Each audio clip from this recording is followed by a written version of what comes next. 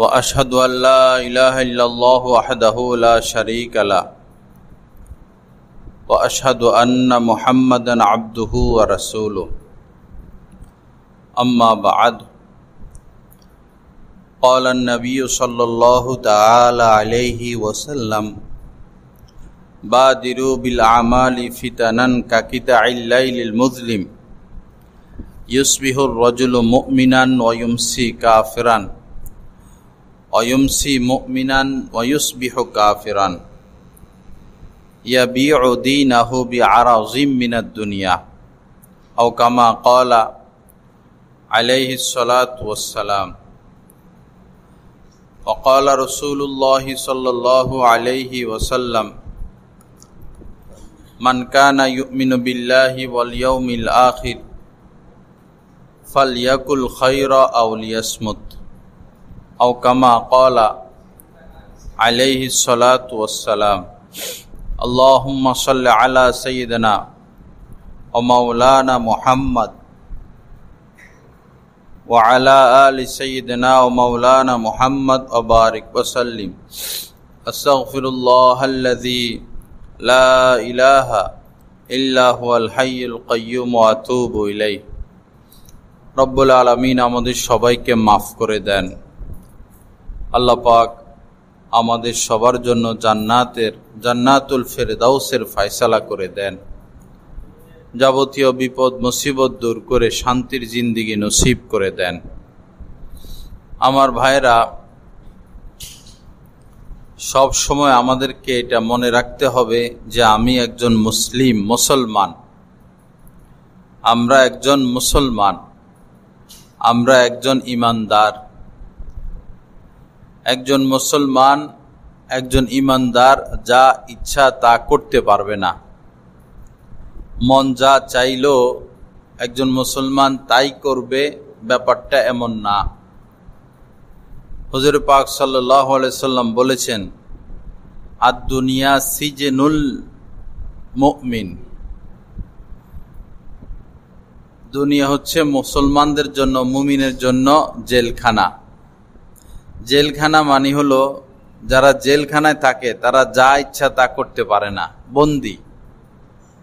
মুমিনের জন্য জেলখানা মানে হলো মুমিন যা ইচ্ছা তা করতে পারবে না। যেমন আপনি বাজারে গেলেন, তো দুধ বিক্রি করে, চা বিক্রি করে, আবার মদও বিক্রি করে। তো দোকানের মধ্যে দুধ বিক্রি করে, চা বিক্রি করে, মদও বিক্রি করে।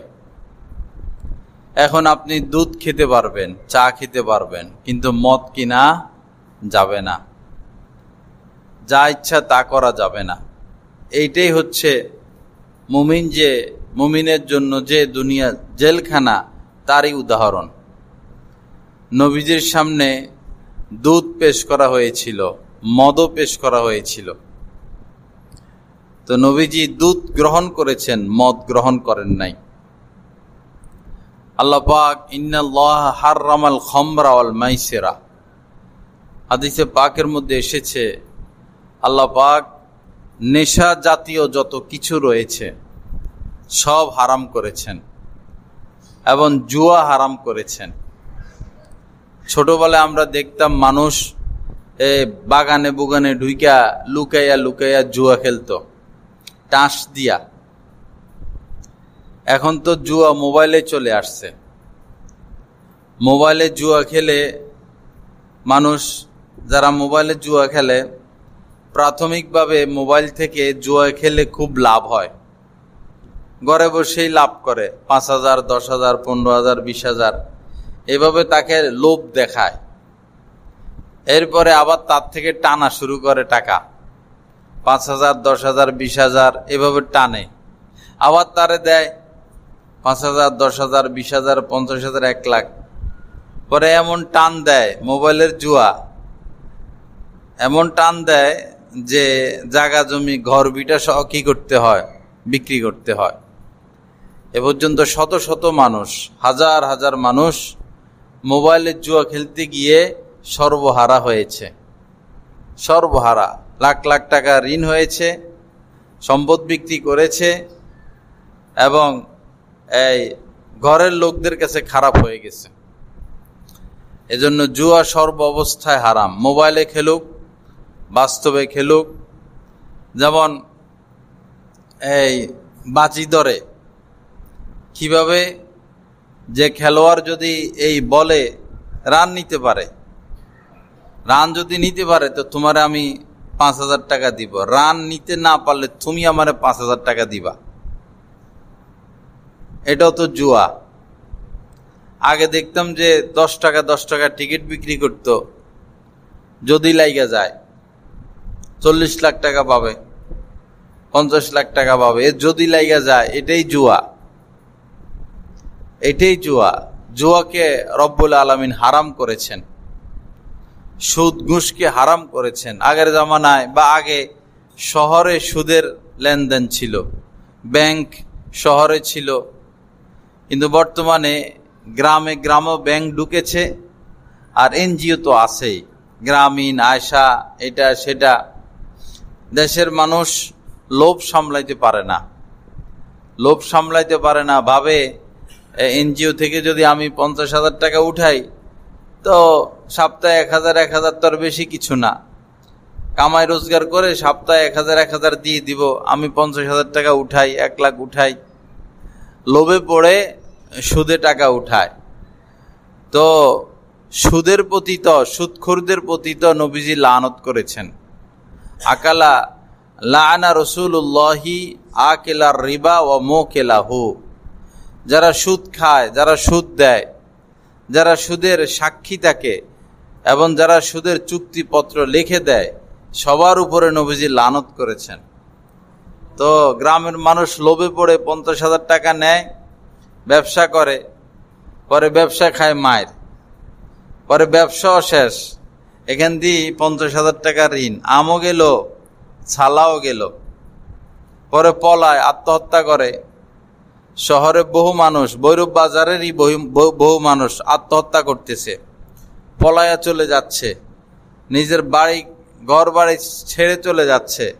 লাখ লাখ টাকা ঋণ, কি করবে, মুখ দেখাইতে পারে না, ঘর বাড়ি ছাড়া। এগুলো হলো অভিশাপ, নবীজির অভিশাপ। যারা সুদ খায় তাদের প্রতি সরাসরি রব্বুল আলামিন যুদ্ধের ঘোষণা দিয়েছেন। ফাআযানু বিহারবিম মিনাল্লাহি ওয়া রাসূলি, যে হে ঈমানওয়ালারা, ওয়াযারু মা বাকিয়া মিনার রিবা, সুদের যা আছে কম বেশ সব ছেড়ে দাও। ইন কুনতুম মুমিনিন, যদি তুমি মুমিন হয়ে থাকো। ফা ইল্লাম তাফআলু, যদি সুদ না ছাড়ো, ফাআযানু বিহারবিম মিনাল্লাহি ওয়া রাসূলি, তো আল্লাহ রাসূলের পক্ষ থেকে যুদ্ধের ঘোষণা। তো যুদ্ধ মানেই ওই লোক ধ্বংস বরবাদ ছাড়া আর তার কোনো উপায় নাই, কোনো উপায় নাই। এজন্য আল্লাহকে ভয় করি, আল্লাহকে ভয় করি, আল্লাহকে ভয় করি। যে সমস্ত বিষয়ে সরাসরি লানত এসেছে, আল্লাহর হস্তে সে সমস্ত বিষয়ে না জড়াই। সুদের ব্যাপারে লানত এসেছে, ছবি তোলার ব্যাপারে লানত এসেছে, ছবি যারা তুলবে, লাআনাল মুসাফফিরিন, যারা ছবি তোলে তাদের প্রতি লানত করেছেন। যারা কুদৃষ্টি করে, অন্যের বউ, অন্যের মেয়ে, অন্য লোকের মেয়েদের দিকে, মহিলাদের দিকে যারা কুদৃষ্টি করে, তারা তো সমাজের নিকৃষ্টতম মানুষ, তাদের প্রতিও লানত করেছেন। এই লানতি বিষয়গুলো থেকে নিজেকে রক্ষা করে আল্লাহ হেফাজত করেন, সহি বুঝ দান করেন। তো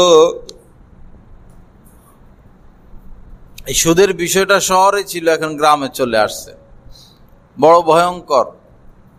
বাসগাড়ির এখান দিয়ে কয়েকটা মাত্র দোকান, ব্যাংক কয়েকটা হয়ে গেছে, চিপা চাপায় ব্যাংক চলে গেছে, গ্রামে গ্রামে ব্যাংক চলে গেছে।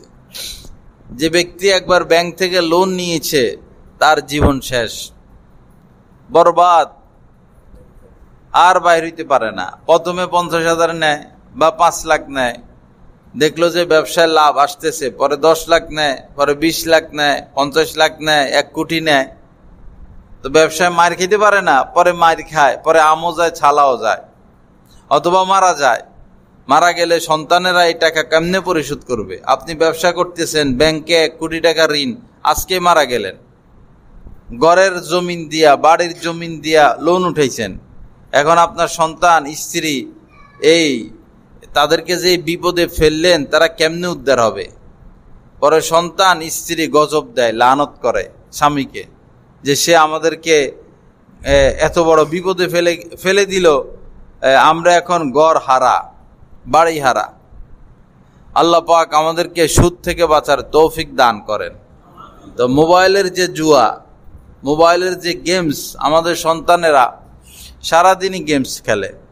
এই গেমস খেলা বৈধ না, এটা সময় নষ্ট, অর্থ নষ্ট, সময় নষ্ট, অর্থ নষ্ট, স্বাস্থ্যগতভাবে ক্ষতি আছে, স্বাস্থ্যের দিক থেকে ক্ষতি আছে। এবং এটা একটা নেশা, এটা নেশা, পড়ালেখা করে না। যারা গেমসে পায় সে পড়ালেখা করে না, যারা গেমসে পায় সে এবাদত বন্দিগি ছেড়ে দেয়, এবাদতে মন বসে না, শুধু গেমস খেলবে কখন, মা বাবার কথা শুনে না, শুধু গেমস খেলবে কখন, মোবাইলে ঢুকবে কখন, এটা নেশা। এজন্য এটা হারাম, মোবাইলে গেমস খেলা হারাম। বাচ্চাদেরকে এগুলো থেকে রক্ষা করবেন।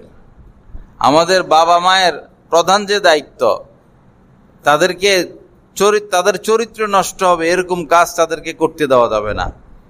বাসায় গেলে আপনার বাচ্চাটা আপনার সাথে সময় দেয় না, আপনি তার একটু আদর করবেন, সে আপনাকে একটু সময় দিবে, আপনি মোহাব্বত করবেন, গল্প করবেন না, আসলে আপনার মোবাইলটা হাতে নিয়ে নেয়, আরেক সাইডে চলে যায়, বসে বসে গেমস খেলে।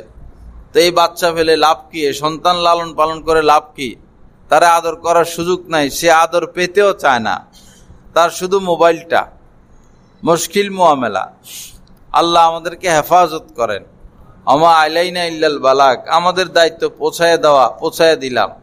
মানলে সফলতা, না মানলে ব্যর্থতা। কাউকে লাঠি দিয়ে পিটাইয়া দিন শিখানোর দায়িত্ব আমাদের নাই। হ্যাঁ, আমাদের এই দায়িত্ব নাই। লা ইলাহা ইল্লাল্লাহ। আল্লাহ পাক সহিহ বুঝ দান করেন। দেশ গ্রামে আপনাদের এই মসজিদে আসতে রাস্তা পাই নাই, রাস্তা নাই। অষ্টগ্রামে গিয়েছিলাম, রাস্তা নাই। এমনভাবে মানুষ ঘর বাড়ি করে জানালা খুলতে পারে না। 1 হাত 1 বিঘা জমি কেউ ছাড়তে রাজি নেই, সীমানা সীমানা ঘর উঠায়, জানালা খুলবে কেমনে? সামান্য 1 হাত জায়গার লোভ ছাড়তে পারে না, পরে আজীবন কষ্ট করে, গরমে সিদ্ধ হইয়া যায়। রাস্তা যদি 10 ফিট 20 ফিট থাকে, বাতাস চলাচল করতে পারে, রাস্তার মধ্যে গাছ টাছ লাগানো যায়, ছায়া দিবে। 2 ঘরের মধ্যখানে 3 ফিট 4 ফিট জায়গা খালি রাখবে, বাতাস ঢুকবে। একবারই ঠেসা ঠেসি করে ঘর বাড়ি করে, বাতাস ঢুকে না, পরে আজীবনই জাহান্নামে থাকতে হয়, সিদ্ধ হইয়া যায় মানুষ। অষ্টগ্রামে হাঁটা যায় না, ডাইন পাশের ঘর বাম পাশের ঘর গায়ে লাগে আইসা, এটা হইল রাস্তা। এত বকিলেও ঠিক না। পরে মানুষ মারা গেলে লাশ নিতে পারে না, খাটিয়ার মধ্যে লাশ শোয়াইয়া ঘর থেকে লাশ বাইর করতে পারে না, লাশের কোলে করে আনা লাগে। কি জিল্লুতি, কি জিল্লুতি। আপনারা মসজিদ বানাইছেন, জানালা নাই, এটা তো গোডাউন হয়েছে, এটা তো মসজিদ হয় নাই। মসজিদ মাদ্রাসায় জানালা দিতে হয় বড় বড়। মসজিদ মাদ্রাসায় ডান পাশে বাম পাশে ওয়াল দিতে নাই। সবসময় মনে রাখবেন, মসজিদে মাদ্রাসায় ডানে বামে ওয়াল দিতে নাই, পূর্ব পাশে ওয়াল দিতে নাই, পুরাটা জানালা হবে। তখন বিশেষ করে গ্রামে কারেন্ট থাকে না, তখন কারেন্ট না থাকলেও নামাজ পড়তে আরাম। কারেন্ট নাই, অসুবিধা নাই, বাতাসটা ঢুকে। মসজিদ খরচ করছেন লাখ টাকা কোটি টাকা, কিন্তু মসজিদ হয় নাই। সম্ভব হইলে ওয়াল ভেঙে ফেলবেন, ওয়াল ভেঙে আপনারা জানালা লাগান। যদি আশপাশে ঘর বাড়ি থাকে পর্দা লাগাই দিবেন, তাও তো গরমটা বাইর হবে। আল্লাহ পাক সহিহ বুঝ দান করেন। আলেম ওলামাদের সাথে পরামর্শ করে কাজ করতে হয়। কালিকা প্রাসাদে এক মসজিদে গেছি তফসির করতে, পুরা গোডাউন। আপনাদের তো এই পাশ দিয়ে আছে, হেদের হেটাও নাই, শুধু দরজাটা, পুরা গোডাউন বানায় রাখছে। তো এটা কি মসজিদ হইল? এরকম তো মসজিদ মাদ্রাসা তো এরকম করে না।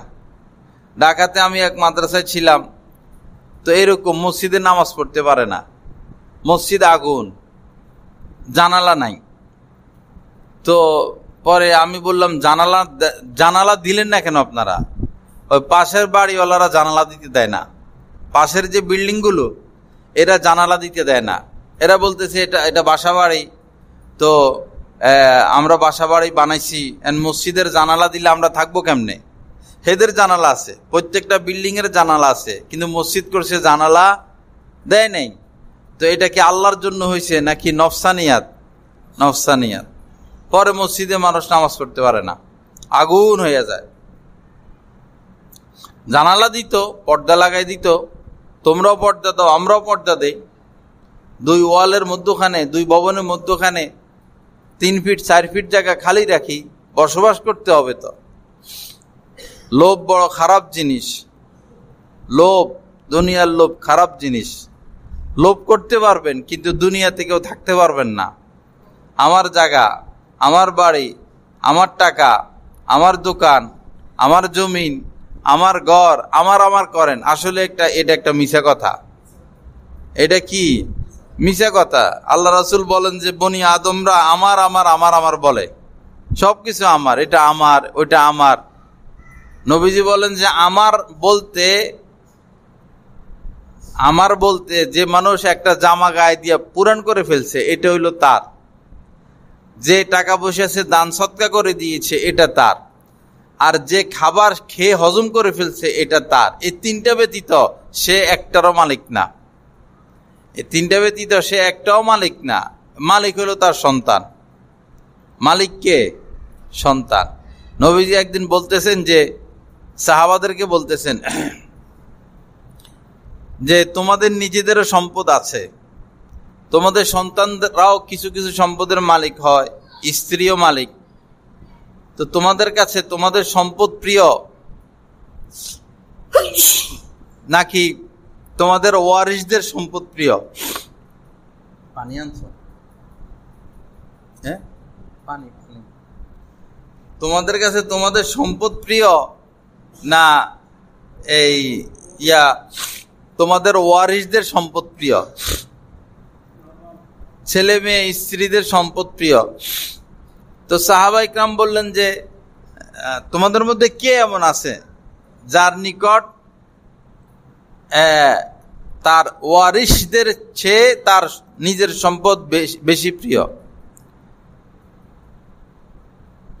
তো সাহাবা ইকরাম বললেন যে আমাদের মধ্যে সবাই এরকম, যে আমরা সবাই নিজের সম্পদকে বেশি পছন্দ করি, ওয়ারিসদেরটা পরে। নবীজি বললেন না না না, তোমাদের মধ্যে এমন কেউ নাই যে নিজের সম্পদকে পছন্দ করো, সবাই অন্যটারে পছন্দ করো।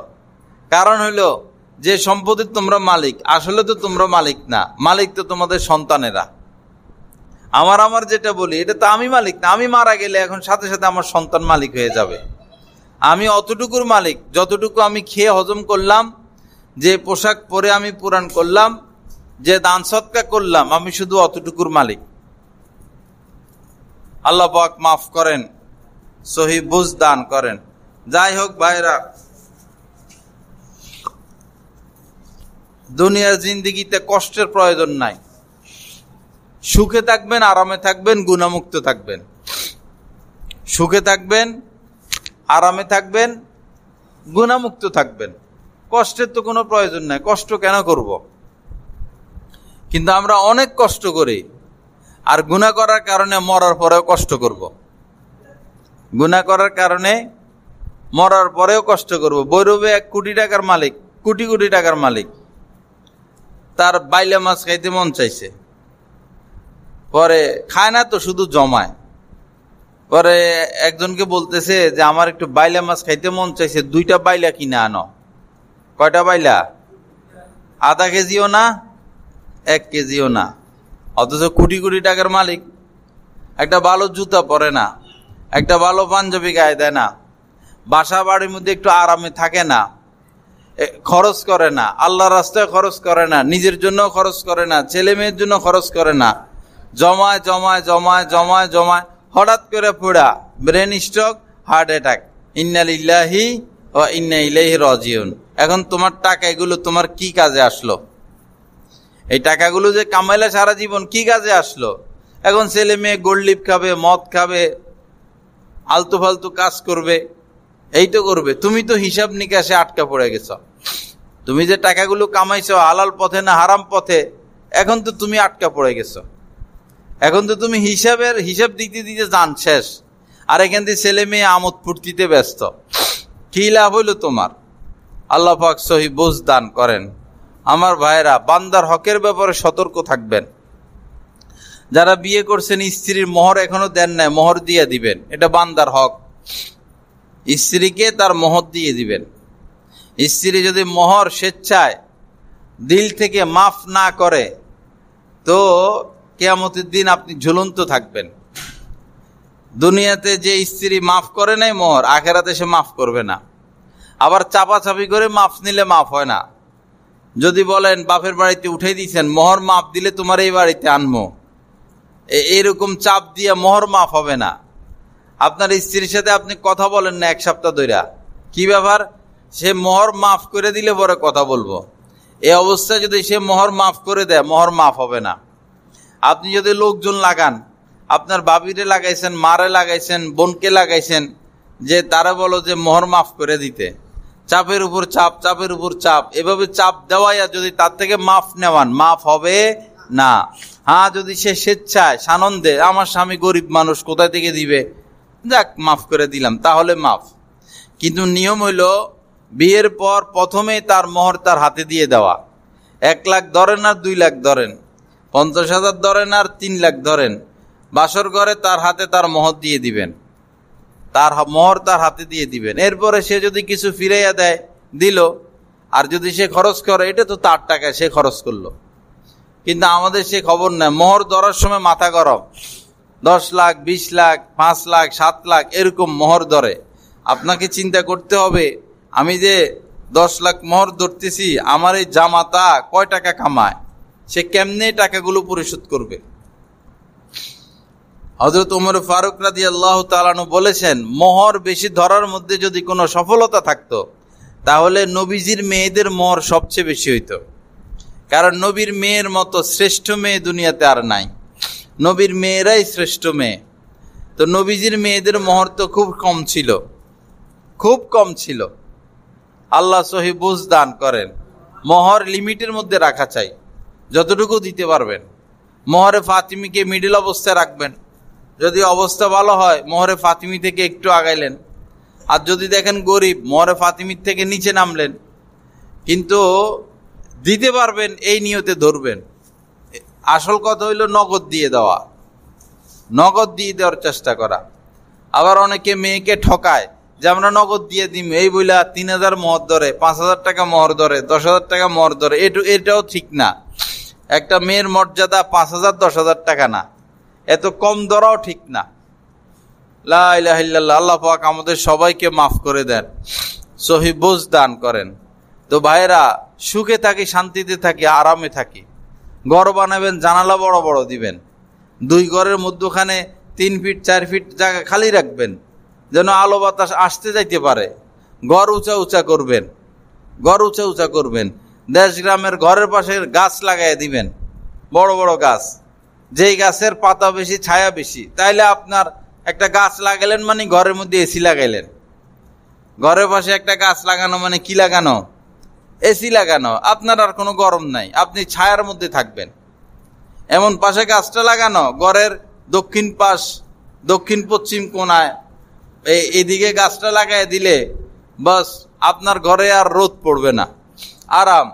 গাছটাও বড় হইলো, অক্সিজেনও পাইলেন, ফলও পাইলেন, ছায়াও পাইলেন, এক পর্যায়ে গিয়ে কাঠও পাইবেন। গাছ লাগানোর মধ্যে কোনো লস নাই, সওয়াব, সৎকার সওয়াব। যে যত গাছ লাগাইতে পারেন সৎকার সওয়াব। সৎকার করলে যেমন সওয়াব, গাছ লাগালে ওরকম সওয়াব। কিন্তু এদিকে আইসে তো বুঝলাম গাছ লাগানোর মতো জায়গা নাই, পা রাখারই জায়গা নাই, গাছ লাগাবেন কেমনে? হাঁটাই তো যায় না। এত কিপটা হওয়া তো ঠিক না, এত বকিল হওয়া তো ঠিক না। আলো বাতাস কেমনে ঢুকবে?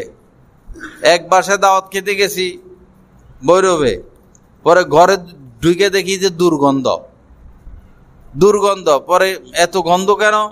জানালা বন্ধ, তো জানালা খোলেন, জানালা খোলা যায় না। এই পাশের বিল্ডিং এর থাই আর এই পাশের বিল্ডিং এর থাই ঠক্কর লাগে, এত ঠাঁসাঠাঁসি করে বিল্ডিং করছে যে লাগে যায়। আর জানালা খুললে এই ঘরের মানুষ এই ঘরে দেখে, এই ঘরের মানুষ এই ঘরে দেখে, তো এখন জানালা বন্ধ করে রাখে। তো এই বিল্ডিং বানাইয়া জাহান নামে থাকতে কইছে কে তোমাদেরকে?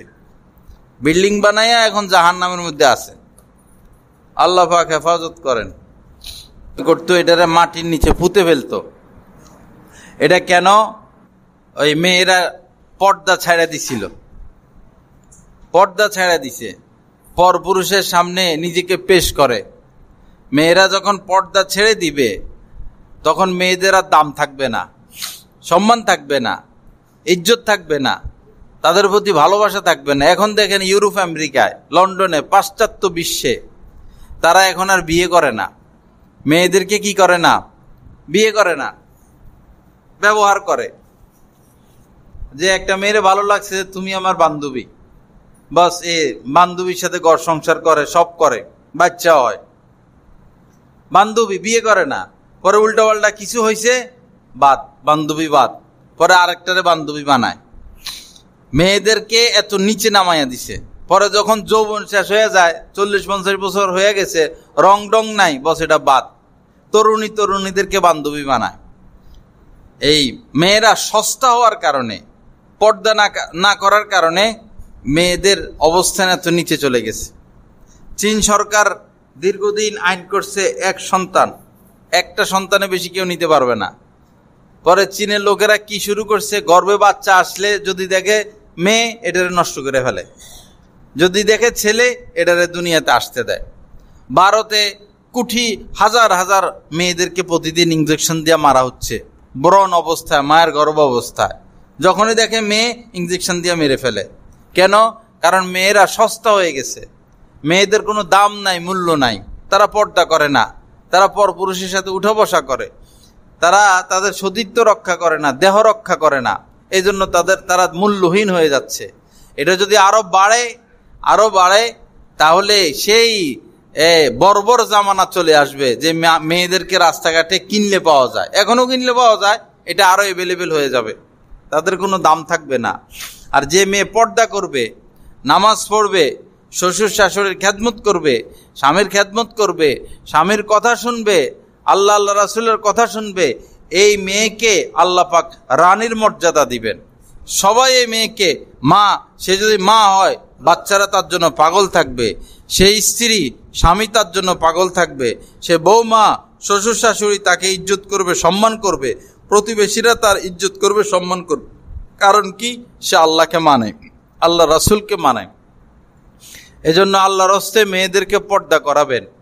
যদি এলাকায় মহিলা মাদ্রাসা থাকে, মেয়েদের ইজ্জতের হেফাজত করেন, এদেরকে মহিলা মাদ্রাসা পাঠান। স্কুল কলেজের অবস্থা ভালো না, স্কুল কলেজের অবস্থা ভালো না, শোচনীয়, অনেক শোচনীয়, অনেক কঠিন অবস্থা। এই ধাক্কা ধাক্কি করতে করতে স্কুলে যায় মেয়েরা, ছেলেরা আবার স্কুল থেকে ধাক্কা ধাক্কি করতে করতে আসে। এরপরে স্কুলে যাইয়া গল্প সল্প, আলাপ আলোচনা, এগুলা। একটা মেয়ে কতক্ষণ নিজের সতীত্বের হেফাজত করবে, একটা ছেলে কতক্ষণ তার চরিত্রের হেফাজত করবে? শুধু দেখা দেখি, পছন্দ, এটারে ভালো লাগে, হেটারে ভালো লাগে, সাইজে সুজে যায়, কয়দিন এর সাথে প্রেম, কয়দিন এর সাথে প্রেম। বড় খারাপ অবস্থা। হ্যাঁ, যদি স্কুলে পড়াইতে হয়, আপনার মেয়েকে সম্পূর্ণ বোরকা পরাইয়া, মুখটা ঢাইকা, হাত মোজা পা মোজা পরাইয়া স্কুলে দেন, আপনি নিয়ে যাবেন, ক্লাস শেষ আবার আপনি নিয়ে আসবেন। এই শর্তে আপনি আপনার মেয়েটাকে স্কুলে পড়াইতে পারেন। না হলে যদি সে একটা অঘটন ঘটায় বসে, এটার জন্য আপনিই দায়ী, এটার জন্য আপনিই দায়ী। হঠাৎ দেখবেন ভাইকে চলে গেছে, বিয়ে দিবেন, বলবো না এই পোলা আমার পছন্দ না, আরেক জায়গায় না এই পোলা আমার পছন্দ না, আসলে আরেকজনকে পছন্দ করে রাখছে, জোরাজুরি করে বিয়ে দিবেন, পরে স্বামীর ঘরে যাই অশান্তি করবে। স্বামী ভালো লাগে না, কারণ তার তো আরেক জায়গায় সম্পর্ক, আরেক ছেলে ভালো লাগে। বড় কঠিন অবস্থা। আল্লাহ পাক সহি বুঝ দান করেন।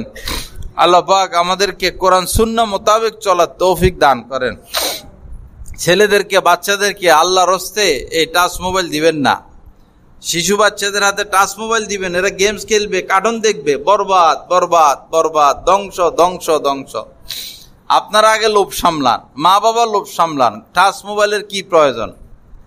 টাচ মোবাইলের কি প্রয়োজন? ছোট মোবাইলেই তো কথা বলা যায়। বলবেন যে ছেলে বিদেশে আছে, তার সাথে কথা বলবো ভিডিও গেমসে, ভিডিও মোবাইলে। ভিডিও নিষেধ, ভিডিও হারাম। ভিডিও কল দেওয়াও দারুল উলুম দেওবন্দ থেকে নিষেধ করছেন। ছবি ভিডিও হারাম, গুনাহে কবিরা, লানতের কাজ। যারা ভিডিও করে এই সমস্ত মোল্লাদের বয়ান শুনবেন না, এরা পাপের মধ্যে লিপ্ত, গুনাহের মধ্যে লিপ্ত।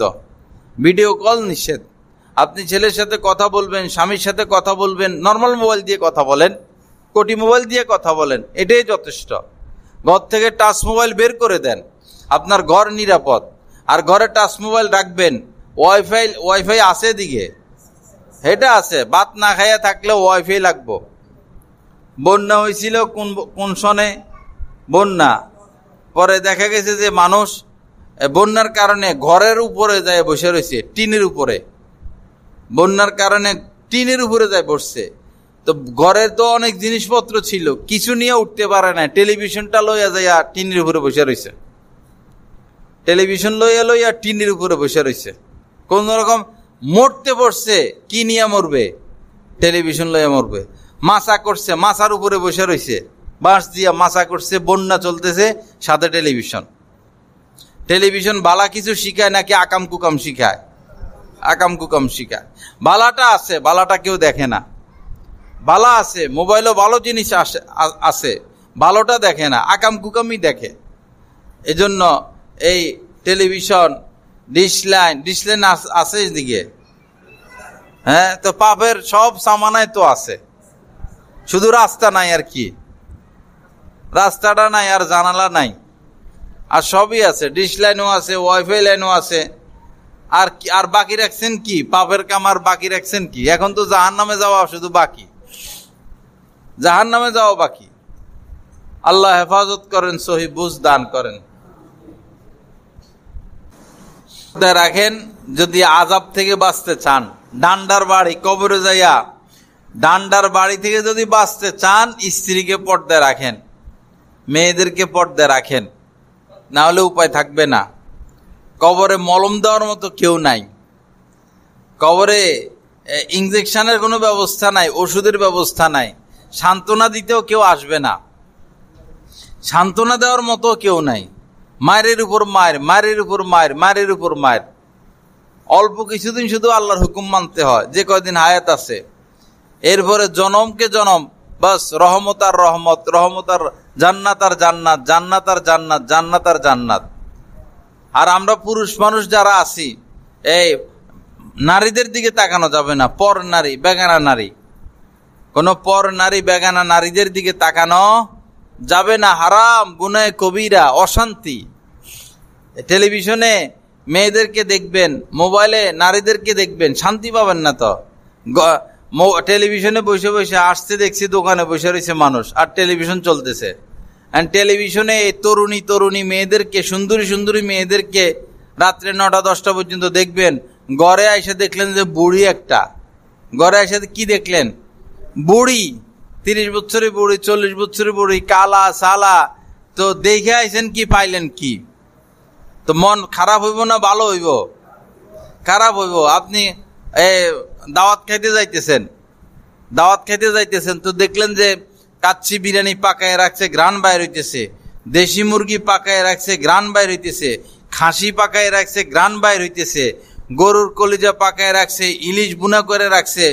এরপরে নদীর এই মাছ সেই মাছ, পাখির গোস্ত, কবুতরের গোস্ত পাকায় রাখছে, হাঁসের গোস্ত পাকায় রাখছে। দেখতেছেন আর কি। তো খাইতে বসছেন, আর আপনারা আলুর ভর্তা আর ডাল দিছে। খাইতে বসছেন আর কি দিছে? আলুর ভর্তা ডাল মজার জিনিস, কিন্তু এখন কি মজা লাগবে? কারণ দেখে আইছেন কি, সব নতুন খাবার মনে করছেন এগুলো দিয়ে খাইতে দিবে। খাইতে বসছেন আর দিল কি আলুর ভর্তার ডাল। যেরকম কষ্ট লাগবে এই টেলিভিশনে এই তরুণী সুন্দরী, মোবাইলে তরুণী সুন্দরী, এদের অশ্লীল ছবি, এদের খারাপ ছবি দেখে দেখে দেখে দেখে যখন বাসাতে আসবেন, আইসা দেখবেন যে হায়রে কি দেখে আইলাম, এখন দে আলুর ভর্তার ডাল, এখন আলুর ভর্তার ডাল। তো মন ভালো হইব না খারাপ হইব? খারাপ হইব। তদ্রূপ আপনাদের স্ত্রীরা এই নৌজোয়ান তরুণ ছেলে পেলে নায়ক, সুন্দর সুন্দর পোলাপানের নাচানাচি দেখে, অভিনয় দেখে, তো স্ত্রীরা ভাবে যে বুড়ো বেড়া একটা ঘর করি। কার ঘর করি?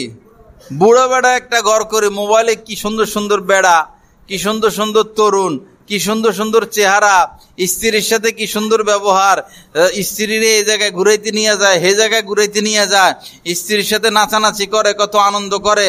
হায় রে, আমার জীবনটা মার্ডার, কি এক বেড়া পাইলাম, কি এক স্বামী পাইলাম। তো তাদেরও মন খারাপ হয় কি না? তাদেরও মন খারাপ হয়। তো এই মোবাইলের দ্বারা, টেলিভিশনের দ্বারা, নাচানাচির দ্বারা, অশ্লীলতার দ্বারা, বেপরদিকির দ্বারা স্বামী স্ত্রীর বন্ধন মজবুত হয় নাকি হালকা হয়? হালকা হয়। এজন্য রাস্তা কি? বস আমরা পুরুষরা নারীদের দিকে, ভিন নারীদের দিকে তাকাবো না, পর্দা করব। মহিলারা ভিন পুরুষের দিকে তাকাবে না, তারাও পর্দা করবে। তখন স্ত্রীদের ভালোবাসা স্বামীর প্রতি বাড়বে, স্বামীদের ভালোবাসা স্ত্রীর প্রতি বাড়বে। আল্লাহ আমাদেরকে সহি বোঝ দান করেন। আল্লাহ পাক আমাদের গুনাহগুলো মাফ করে দেন। আল্লাহ পাক আমাদেরকে কামেল ইসলাম নসিব করে দেন। যাই হোক ভাইরা, এসলাই বয়ান এগুলাই, এটার নামই এসলাই বয়ান। এসলাই বয়ান এই নয় যে ভিডিও ক্যামেরা কয়েকটা লই আমো আর সুর দিমো, টান দিমো, গজল গামো আর যাওয়ার সময় 1 লাখ টাকা নিয়ে যাবো। ওইটা এসলাই বয়ান না, ওইটা দুনিয়া। যে মাহফিলে ভিডিও হয়, ছবি হয়, এটা দুনিয়া। এটা দুনিয়া পাইছে এদেরকে। এরা মানুষের দিন দিতে আইসা বদ দিন দিয়া যাইতেছে। হুজুরে যদি ভিডিও করে তো ফলাফানে কি করব? মানুষে কি করব? হুজুরে যদি ছবি তোলে তো মানুষে কি করব? মানুষ মনে করবে এত বড় হুজুর দাওয়াত দিয়ে আনছি, উনি তো ছবি তোলে, তার মানে এটা জায়েজ। পরে সবাই ছবি তোলা শুরু করবে। অথচ ছবি তুলনেওয়ালাদের প্রতি নবীজি লানত করেছেন। ছবি তুলনেওয়ালাদের প্রতি নবীজি লানত করেছেন। আল্লাহ আমাদের সবাইকে মাফ করে দেন। যুবক ছেলে যারা আছো, মা বাবার সাথে ভালো ব্যবহার করবা। মাইকের আওয়াজ আর বাড়বে না, মাইকের আওয়াজ বাড়বে না।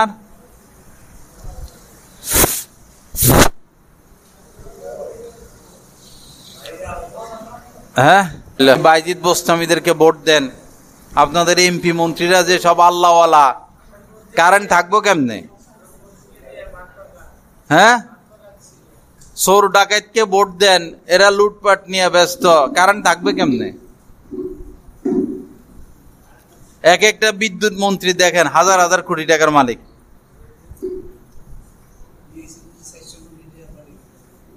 যতগুলো বিদ্যুৎ মন্ত্রী হয়েছে আওয়ামী লীগের আমলে, বিএনপির আমলে, জাতীয় পার্টির আমলে, এই 3 দলই তো ক্ষমতা আইলো গেল, বিশেষ করে এক একটা হাজার হাজার কোটি কোটি টাকার মালিক।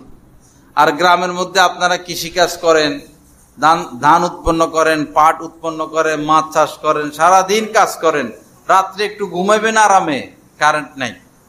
আর আপনারা যাদেরকে ভালোবাসেন, আপনাদের দল, এই দল এই দল, সব লুটপাট লুটপাট লুটপাট, বিদেশে পাঠাও বিদেশে পাঠাও বিদেশে পাঠাও। তাদের তো কারেন্ট যায় না, কোনো মন্ত্রীর বাড়ির থেকে কারেন্ট যায় না, কোনো এমপির বাড়িতে কারেন্ট যায় না, এমনকি থানা পর্যায়ের নেতাদের বাড়ির থেকেও কারেন্ট যায় না। কারেন্ট গেলে ফোন দিয়ে দেয়, বেয়াদব তাড়াতাড়ি কারেন্ট দে, সাথে সাথে দিয়ে দেয়। একটা নেতার বাড়ির থেকে কারেন্ট যায় না। কিন্তু যারা দেশের উন্নতি করে, কৃষক, গরিব মানুষ, তারা কারেন্ট পায় না। কিন্তু নির্বাচনে দাঁড়াইলে ঠিকই আপনারা ওই চোরদেরকে ভোট দিয়ে দিবেন। ঠান্ডা মাথায় ওই চোর, ডাকাত, গুন্ডা, মদখোর, লুটপাটকারী, তাদেরকে ভোট দিয়ে দিবেন। দোষ তো আমাদের। 2-4টা ভালো বিদ্যুৎ মন্ত্রী ভালো লোক বানাইতেন, যে চুরি চোর না, সারা দেশে কারেন্ট থাকতো। এরা চুরি করবো না, কাজ করব। চুরি করতে করতে তো শেষ। একটা মন্ত্রী যদি 600 বাড়ি থাকে বিদেশে, তো কত হাজার কোটি টাকা সে মারছে। একজন রাজার দ্বারাও তো সম্ভব না 600 বাড়ি বানানো। এটা গরিব দেশের মন্ত্রী বানাই ফেলছে 600 বাড়ি। এগুলা কইলে আবার আপনারা কষ্ট পান।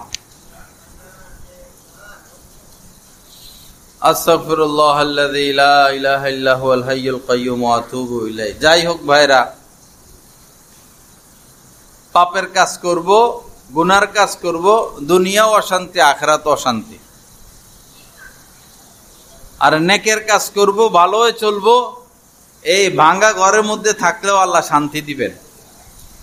ভাঙ্গা ঘরে থাকলেও আল্লাহ পাক কি দিবেন? শান্তি দিবেন। এজন্য চলুন আমরা শরীয়ত মোতাবেক চলি।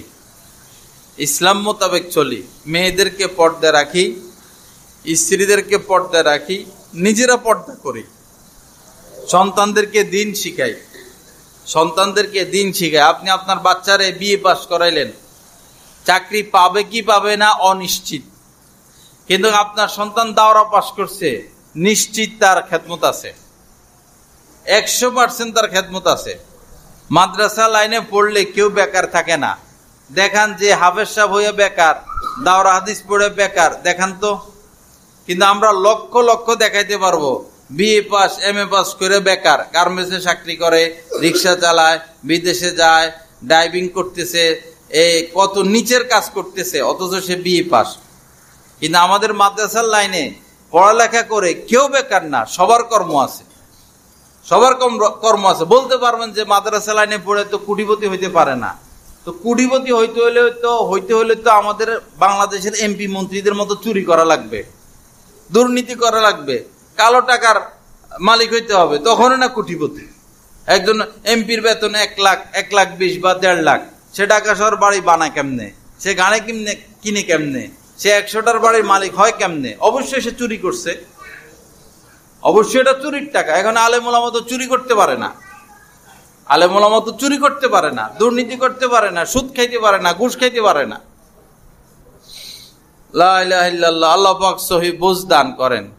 তো কোরআন সুন্নাহ মোতাবেক চলবেন, শান্তি পাবেন। কোরআন সুন্নাহ মোতাবেক চলবেন, শান্তি পাবেন। আর বেশি দিন আমাদের হায়াত নাই। দেশে যেভাবে পাপ চলতেছে, গাজার যে অবস্থা, আমাদের অবস্থা আরো শোচনীয় হতে পারে। ফিলিস্তিন, আরাকান, কাশ্মীর, এরপরে এই ইরাক, এরপরে সিরিয়া, এই রাষ্ট্রগুলোর যে অবস্থা, আমাদের অবস্থা এর চেয়েও খারাপ হতে পারে। বেশি পাপ আমাদের আয় রোজগার হারাম হয়ে গেছে, সুদ আর সুদ, সুদ আর সুদ। আরেকটা হলো মেয়েরা পর্দা করে না, মেয়েরা পর্দা করে না, মহিলারা পর্দা করে না। যুবক ছেলে ফেলে শুধু এই মোবাইল টিপা আর আকাম কুকাম নিয়ে ব্যস্ত। কোন মেয়ের সাথে লাইন করবে, কোন মেয়ের সাথে কি করবে, এই নিয়ে ব্যস্ত। আল্লাহ হেফাজত করেন। গজব চলে আসবে, দেরি হবে না, গজব চলে আসবে। তখন দোয়া করলে দোয়া কবুল হবে না, তখন দোয়া করলে আর দোয়া কবুল হবে না। গজব আসার আগে আমরা আল্লাহওয়ালা হই, গজব আসার আগে আল্লাহওয়ালা হই। পাপ ছেড়ে দিই, নামাজ ধরি, নামাজ ধরি, 5 ওয়াক্ত নামাজ। ইসলামের হুকুম তো বেশি কঠিন না। হালাল খাওয়া, সত্য কথা বলা, হ্যাঁ, মা বাবার খেদমত করা, 5 ওয়াক্ত নামাজ পড়া, রমজান মাসে রোজা রাখা, হজ ফরজ হলে হজ করা, জাকাত ফরজ হলে জাকাত দেওয়া, কোরবানি ওয়াজিব হলে কোরবানি করা, হ্যাঁ, মানুষকে কষ্ট না দেওয়া, মা বাবাকে কষ্ট না দেওয়া, বান্দার হক নষ্ট না করা, আল্লাহর হক নষ্ট না করা। এই তো এই ইসলাম মোতাবেক চললে তো আপনি দুনিয়ার লাইনেও সুখী হবেন, আখিরাতের লাইনেও সুখী হবেন। যে মিথ্যা কথা বলে, মিথ্যাবাদী, তার কোনো সম্মান নাই, তার কোনো সম্মান নাই। যে মানুষকে কষ্ট দেয়, কেউ তাকে দেখতে পারে না। যে জালেম, জুলুম করে, জমি দখল করে ফেলায়, অমুকরে মারে, তমুকরে মারে, বিচার করে খায়, চুরি করে খায়, দুর্নীতি করে খায়, এই জালেমদের অমালিক জালিমিনা মিন আনসার, রব্বুল আলামিন বলেছেন জালেমদের কোনো সাহায্যকারী নেই। বিপদে পড়লে আর তাদের পাশে কেউ থাকবে না। জুলুম করলে তাদের রক্ষা নাই। ফেরাউন জুলুম করছে, রক্ষা নাই। নমরুদ জুলুম করেছিল, তার শেষ রক্ষা হয় নাই। এরপরে আবুল আহাব, উতবা সাহেবা জুলুম করছে, তার শেষ রক্ষা হয় নাই। এরপরে বাংলাদেশ সহ বহির্বিশ্বে যে সমস্ত রাজা, বাদশাহ, প্রেসিডেন্ট, প্রধানমন্ত্রীরা আলেম ওলামার উপর জুলুম করছে, সাধারণ মানুষের উপর জুলুম করছে, এদেরও রক্ষা নাই। কেউ দেশ ছেড়ে পলাইছে, কেউ জেলে আছে, কেউ গুলি করে মাইরা ফেলছে। জুলুমবাজের কোনো রক্ষা নাই। এই মিশরে প্রেসিডেন্ট একটা ছিল, হোসনে মোবারক, সে এই দাড়ি রাখতে দিত না মুসলমানদেরকে, মুসলমানদেরকে দাড়ি রাখতে দিত না, কঠিন আইন করে রাখছে। খাঁচা বানাইছিল, এক জাতীয় খাঁচা, পাখি থাকে যে খাঁচা, তো তার বিরুদ্ধে যে কথা বলতো তাকে নিয়ে খাঁচার মধ্যে ঢুকাইতো। এই খাঁচাটা এমন যে দাঁড়াইতেও পারে না, বসতেও পারে না, শুইতেও পারে না, এই সিস্টেমের খাঁচা বানাইছিল। কি অবিচার অত্যাচার মিশরের জনগণের উপর সে করছিল। পরবর্তীতে আল্লাহর কি কুদরত, তার ক্ষমতা যায়, সে ক্ষমতা হারায়, পরে হেরে নিয়ে ওই খাঁচার ভিতরে ঢুকাইছে। তারা নিয়ে কোথায় ঢুকাইছে? ওই খাঁচার ভিতরে ঢুকাইছে। আল্লাহ হেফাজত করেন। কখনো জুলুম করবেন না, নিজের স্ত্রীর উপরে জুলুম করবেন না, নিজের সন্তানের উপরে জুলুম করবেন না, মা বাবার উপরে জুলুম করবেন না, এতিম গরিবের উপর জুলুম করবেন না, প্রতিবেশীর উপর জুলুম করবেন না, এবং পশু পাখি কীট পতঙ্গ গরু ছাগল হাঁস মুরগির উপরও জুলুম করবেন না। আর জুলমু জুলুমাতুন ইয়াউমাল কিয়ামা, কিয়ামতের দিন জুলুম ভয়ঙ্কর আকার ধারণ করবে, ভয়ঙ্কর আকার। জুলুম করতে নাই, নিজের উপরও জুলুম না করা, নিজের উপরও জুলুম না করা। কুদৃষ্টি করেন, আপনি নিজের উপর জুলুম করতেছেন। সুদ খান, আপনি নিজের উপরে জুলুম করতেছেন। নামাজ পড়েন না, আপনি নিজের উপরে জুলুম করতেছেন। স্ত্রীকে পর্দা রাখেন না, তা আপনি নিজের উপরে জুলুম করতেছেন। সন্তানকে দিন শিখাচ্ছেন না, আপনি নিজের উপরে জুলুম করতেছেন। সন্তানকে মোবাইল দিয়ে দিলেন, ডিশ লাইন দিয়ে দিলেন, ওয়াইফাই লাইন দিয়ে দিলেন, টাচ মোবাইল দিয়ে দিলেন, আপনি সন্তানের উপরও জুলুম করলেন, নিজের উপরও জুলুম করলেন। আপনার এই সন্তান আপনার আর কথা শুনবে না, এটা আর মানুষ হবে না, এটা মানুষ হইব না, পশু হইব না, আইল্লাও নয় জাইল্লাও নয়। কি বলে এদিকে? এটা নি কয়, হ্যাঁ, আইল্লাও না জাইল্লাও না, কিছুই হবে না। স্কুল লাইনে দিলেও কিছু হবে না, মাদ্রাসার লাইনে দিলেও কিছু হবে না। বরবাদ। মোবাইল আসছে বরবাদ করার জন্য, মোবাইল আইসে ইমান কেড়ে নেওয়ার জন্য, ইমান কেড়ে নিয়ে যাচ্ছে। আল্লাহ হেফাজত করেন। আজান কয়টায়? 8টায়। লা ইলাহা ইল্লাল্লাহ। যাই হোক বাবা, আমি অল্প সময় অনেক কথা বলে ফেলছি, আমার কথাগুলো মনে রাখবেন। এগুলা অন্যরা এগুলো বলতে গেলে এদের 1 সপ্তাহ লাগবে। আমি আধা ঘন্টায় যা বলছি, অন্যদের 1 সপ্তাহ লাগবে এগুলো বলতে। কোরআন সুন্নাহ মোতাবেক চলেন, ইনশাল্লাহ শান্তিতে থাকতে পারবেন। আল্লাহকে ভয় করি। আর একটা বিষয় হলো, সবাই কোনো না কোনো আল্লাহওয়ালার সাথে সম্পর্ক রাখে, কোনো আলেমের সাথে সম্পর্ক রাখে। আপনাদের এলাকায় যাকে ভালো লাগে, বা আপনাদের এলাকায় যদি এরকম না পান, পাশের এলাকায় বা পাশের এলাকায় যে কোনো একজন আলেমের সাথে, মুত্তাকি আলেমের সাথে উঠা বসা রাখবেন, সম্পর্ক রাখবেন, বায়াত হবেন, তার থেকে সবক নেবেন, ইনশাল্লাহ ফায়দা হবে। আল্লাহকে পাইতে হইলে কোনো আল্লাহওয়ালার সাথে সম্পর্ক রাখতে হয়। আল্লাহকে পাইতে হইলে কোনো আল্লাহওয়ালার সাথে সম্পর্ক রাখতে হয়, তখন আল্লাহকে খুঁজে পাওয়া যায়। আমরা খাওয়া, ঘুম, ঘরবাড়ি, আরাম আয়েশের জন্য আসি নাই। আমাদেরকে সৃষ্টি করা হয়েছে আল্লাহর ইবাদতের জন্য, আল্লাহর পরিচয় অর্জন করার জন্য, আল্লাহ পাকের মারেফাত অর্জন করার জন্য, আল্লাহ পাকের নৈকট্য হাসিল করার জন্য। সেজন্য আমাদেরকে সৃষ্টি করা হয়েছে। কিন্তু আমরা দুনিয়াতে এসে পশু পাখির মতো হয়ে গেছি, জন্তু জানোয়ারের মতো হয়ে গেছি। পশু পাখি জন্তু জানোয়ারের কোনো কাম নাই, সারাদিন কাম খাওয়া। সারাদিন কাম কি? খাওয়া। আর আমরা এই খাওয়ার পিছনে লেগে গেছি, খাওয়া, আরাম আয়েশ, এটার পিছনে লেগে গেলাম। এই ফাঁকে দাড়ি পেকে গেল, শরীর দুর্বল হয়ে যাচ্ছে, অসুস্থ হয়ে যাচ্ছি, বয়স 50, 60, 70, 80 হয়ে যাচ্ছে। এখন আমরা দুনিয়া ছাড়তে পারি নাই। হঠাৎই আসবে মালাকুল মউত, বলে কই আসবে না, হঠাৎ আসবে, এর খপ করে ধরে নিয়ে যাবে। ওই সময় হাই আফসোস করব, আর কোনো লাভ হবে না, আর কোনো লাভ হবে না। জানটা থাকতে আল্লাহকে ডাকি।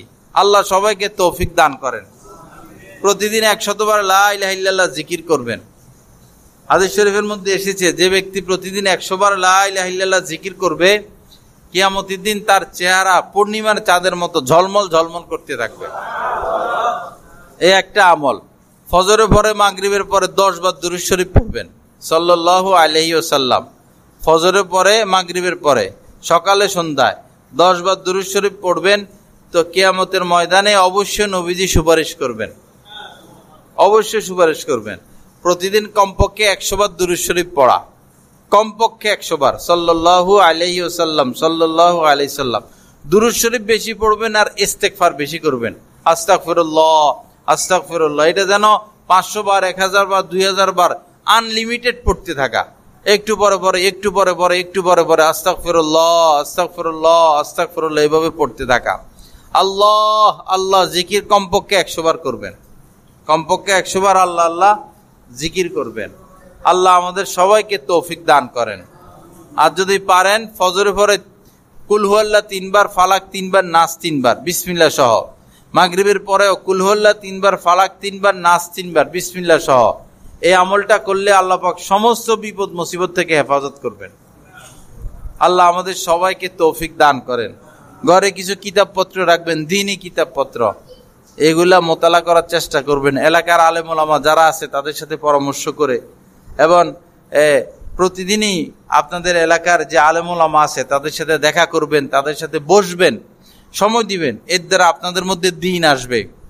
আলেমদের সোহবতে বসলে দ্বীন আসবে, গুনাহ ছাড়তে মন চাইবে।